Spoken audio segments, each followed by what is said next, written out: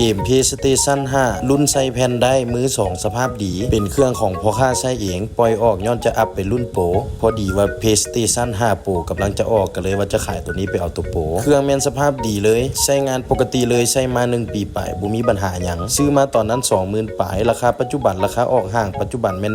18,900 บาทแต่ก็หาซื้อยากแล้วในปัจจุบันแต่ว่าเฮามาขายออก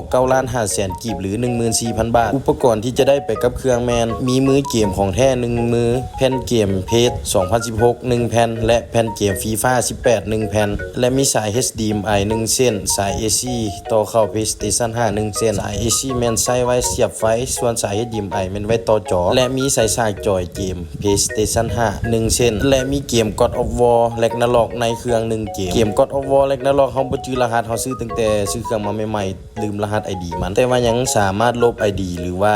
ลินเกมได้ปกติถ้าลบ ID เกมก็จะหายน้ำฉะนั้นปะไว้ในเครื่องก็ได้มันบ่มีปัญหาหยังมีแต่ลูกค้าอยากเพิ่มรหัสลูกค้า ID ลูกค้าก็สามารถเพิ่มได้ส่วน God of War Ragnarok เฮาก็แถมไปให้ในเครื่องเลยหัวอ่านอีหยังเฮาก็ปกติเบิดเนาะเฮาลองกับจอ24นิ้วจอ